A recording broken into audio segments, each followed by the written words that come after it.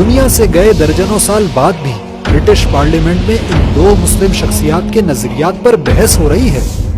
Islamism is a totalitarian ideology which seeks to divide, calls for the establishment of an Islamic state governed by Sharia law, and seeks the overthrow of liberal democratic principles. It has its roots in the thinking of the founder of the Muslim Brotherhood, Hassan al-Banna, the founder of Jamaat-e-Islami, Abu Ala al-Maududi. 2000 سال پہلے دنیا کا بڑا حصہ Persia اور روم کی سلطنتوں میں تقسیم تھا۔ بر صغیر میں ہندو مذہب کے پیروکاروں کی حکومتیں تھیں، تو چین اور سینٹرل ایشیا میں بدھ مت اور دوسرے قدیم مذاہب کے شاہی خاندانوں کی ریاستیں، جبکہ عرب میں بت پرستوں کی بے شمار چھوٹی چھوٹی راجدھانیاں تھیں۔ انسانی تاریخ کا یہ دور غلامی، ظلم، مذہبی جاہلیت، شاہی خاندانوں کی جنگوں، طاقتور کا کمزور پر استحصال اور انسان پر انسان کی خدائی سے عبارت ہے۔ 6 صدی عیسوی میں انسانیت نے سکھ کا سانس لیا، جب عرب کے ریگستانوں سے توحید کی صبح پھر روشن ہوئی۔ محمد عربی صلی اللہ علیہ وسلم کی صورت میں انسانیت کو رحمت للعالمین میسر آئے، اللہ وحدہ لا شریک کے غلام بنے، اخلاقیات پروان چڑھی، کمزوروں کو حقوق ملے، اور سب سے بڑھ کر انسانیت کو ایک صالح نظام زندگی میسر آیا۔ یہ ایک ایسا سیاسی انقلاب تھا جس نے باطل پرستوں کے اقتدار کا خاتمہ کیا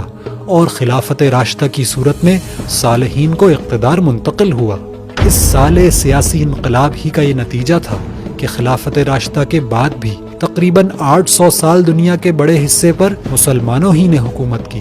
یہ دور اسلام کی مثالی انقلابی روح سے مکمل مطابقت تو نہیں رکھتا تھا، لیکن اس کے باوجود مسلمان ملکوں میں معاشرے اور سماج اسلامی اقتدار کو قائم رکھے ہوئے تھے، شریعت کے قوانین لاگو تھے، معیشت سود سے پاک تھی، اسلامی تعلیم و تربیت عوام کو میسر تھی، غیر مسلم ذمہ محفوظ تھے اور مسلم ممالک پرامن۔ اسپین میں اقتدار کے خاتمے کے بعد سے یورپ کے سیاسی غلبے کو اقتدار حاصل ہونا شروع ہو گیا، مسلمانوں کی اکثریت غلامی کے دور میں چلی گئی۔